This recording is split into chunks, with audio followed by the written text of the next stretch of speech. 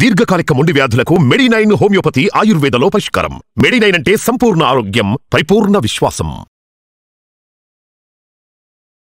Hello అండి, నా పేరు doctor Rajesh Ukala, consultant physician at Medicover hospitals, Begumpet. ఈరోజు టాపిక్ ఏంటంటే, తరచుగా మూత్రం వస్తుంటుంది, కానీ ఆ మూత్రంలో షుగర్ లెవెల్స్ నార్మల్గా ఉన్నాయి. వీటికి కారణం ఏంటి, ఎందువల్ల ఇలా అవుతుంది అని.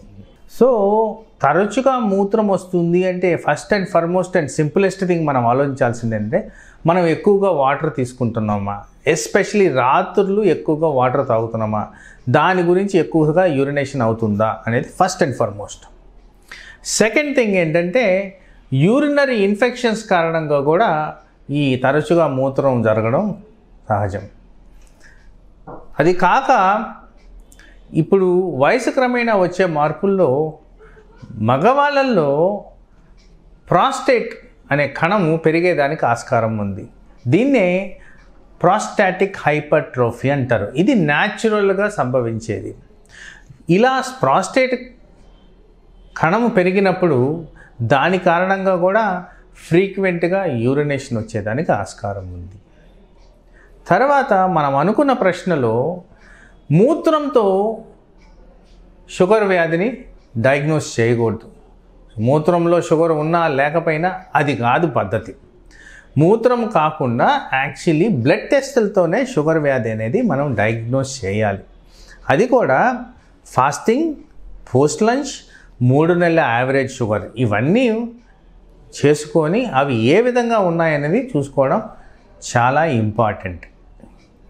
సో ఇదే కాకుండా వయసు క్రమేణా ఆడవాళ్ళల్లో కూడా కొన్ని మార్పులు, హార్మోనల్ తేడాలు వస్తాయి. వాళ్ళల్లో కూడా ఫ్రీక్వెంట్గా యూరినేషన్ వచ్చేదానికి ఆస్కారం ఉంది. అది కూడా ప్రాపర్ గైనకలాజికల్ ఎవాల్యుయేషన్తో నివారించుకోవచ్చు. ఇప్పుడు షుగర్ గురించి మనం మాట్లాడుకుంటే, షుగర్ వ్యాధిలో ఫాస్టింగ్ షుగర్ అనేది కంపల్సరీ 100 అండ్ బిలో ఉండాలి. అది నార్మల్ పర్సన్కి వర్తిస్తుంది.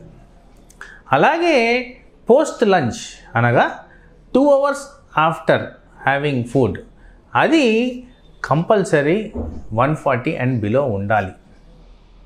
ఇలా ఉన్న వాళ్ళల్లో ఇది ఆల్మోస్ట్ నార్మల్ షుగర్ లెవెల్స్ కింద కన్సిడర్ చేయాలి. అలాగే 3 నెలల యావరేజ్ తీసుకుంటే 5.7 అండ్ బిలో ఉండడం ఇంపార్టెంట్. ఇప్పుడు షుగర్లో ప్రీ డయాబెటిక్ స్టేటస్ అనేది ఒకటి ఉంది. ఈ ప్రీ డయాబెటిక్ స్టేటస్ అనేది ఏంటంటే, ఈ ఫాస్టింగ్ షుగర్ అనేది 100 నుంచి 126 మధ్యన ఉండేది ప్రీ డయాబెటిక్ స్టేటస్. అలాగే పోస్ట్ లంచ్ అనేది 140 నుంచి 200 మధ్యన ఉంచేది post lunch pre diabetic status. అలాగే HbA1c అనేది 5.7 నుంచి 6.5 మధ్యన ఉండే, అది కూడా ప్రీ డయాబెటిక్ స్టేటస్ కింద కన్సిడర్ చేయాలి. ఇప్పుడు డయాబెటీస్ అంటే more than 126 fasting level, more than 200 post lunch level, more than 6.5 HbA1c level, ఇవన్నీ కూడా ఉంటే డెఫినెట్గా మనకి షుగరు నిర్ధారణ జరిగినట్టే. దాని క్రమంలో proper consultation, proper investigations, proper medication ద్వారా మీ ఫ్రీక్వెన్సీ ఆఫ్ యూరినేషన్ని తగ్గించుకోవచ్చు.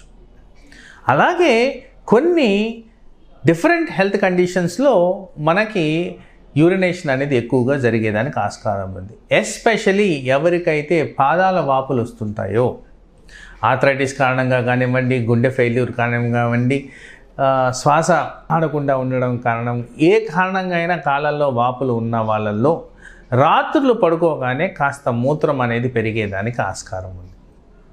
అలాగే హార్ట్ ఫెయిల్యూర్కి సంబంధించిన వాళ్ళలో కూడా ఎక్కువసార్లు మూత్రం వచ్చేదానికి ఆస్కారం ఉంది.